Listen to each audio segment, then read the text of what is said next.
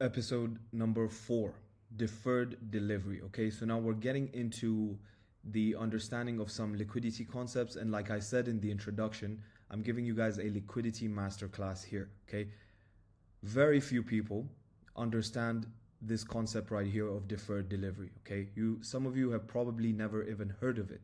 Some of the advanced students have also never even looked at liquidity, how we're going to look at it here. Okay, this is what I call deferred liquidity. Okay, what is deferred liquidity? This is a signature in price action when the market deviates from its path, right? It's drawn liquidity into the opposing direction for a period of time to run stops. We can anticipate this beforehand when the market is at high resistance liquidity run levels. When bullish, the highest up close candles at a level of high resistance liquidity will be used to defer the delivery down below sell stops before the market continues higher with a low resistance liquidity run. When bearish, the lowest down close candles at a level of high resistance liquidity will be used to defer the delivery above buy stops before the market continues with a low resistance liquidity run. Okay, so here's a diagram of deferred delivery. Okay, so we know that failure swings, right, are low resistance liquidity run, trend lines, relative equal highs and lows, equal highs and lows, right? We go above this high, okay, example. We trade through low resistance liquidity with speed, right, with low resistance. Market retraces, then trades down into a level of high resistance liquidity. This is high resistance liquidity. Why? Because it has gone below accumulated stops and confirmed an order block here.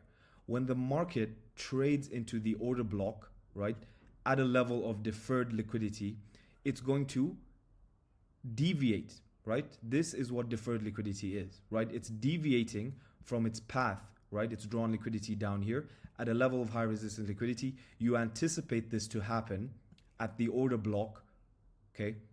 And then you look for the market to seek opposing liquidity. So buy stops when you're bearish, it runs that, and then it goes back down. So you're going to be able to anticipate this if you apply this, okay? So a bearish, bullish example.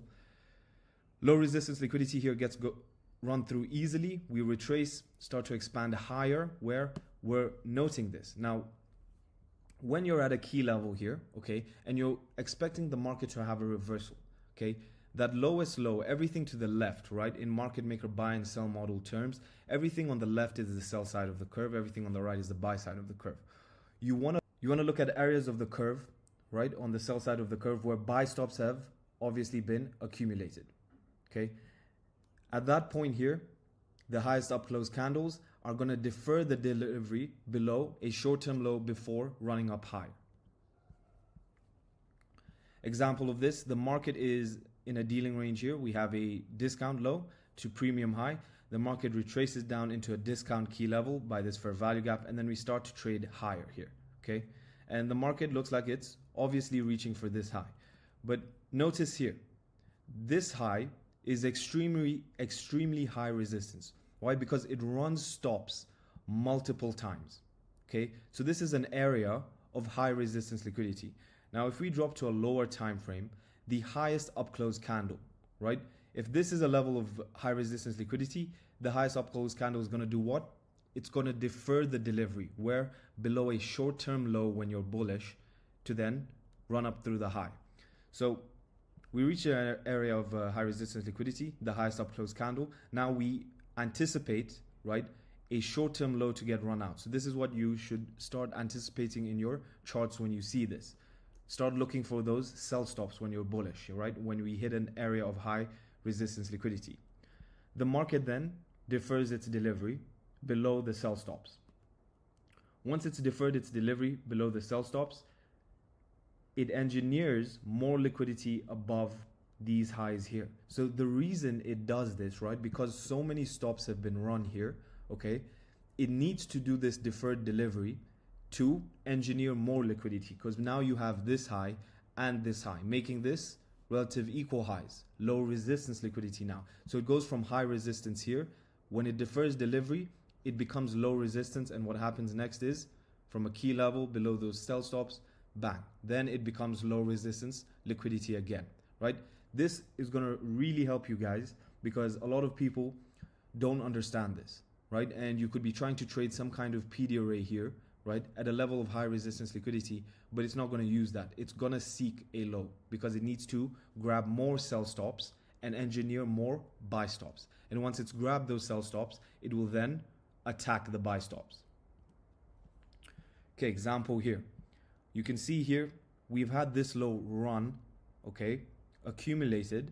Then we closed above the up close candles, down close candles, sorry, confirming that as an order block. Now the market's hit a key level here. It's gone above daily highs. We had SMT here, fair value gap formed. We're respecting the fair value gap and we trade down here. Now, if you were looking at this chart in live time, and notice we're approaching the AM session. If you were looking at this market in live time, what would you be expecting here? Okay, you'd be looking at this, oh, well, we've respected this fair value gap here. So I'm going to go short, you know, in a lower time frame for a value gap here, right? It doesn't need to come back up here because of the respect of this fair value gap. This is how you get wrecked when you don't understand deferred liquidity. Now we have traded into the lowest down close candles at a level of high resistance liquidity. Where should your eye go now once you understand this concept? It should go to the buy stops, okay? Market then defers its delivery with this move up. When it does that, it's going to grab more liquidity and it's engineering more liquidity, relative equal lows now. And that's what happens next. It turns into low resistance liquidity, right? So anybody who was trying to short in here, or anybody who was trying to short in here because of the respect of this fair value gap and got wrecked here with this move up, it's because they don't understand deferred delivery and these high resistance and low resistance liquidity run concepts.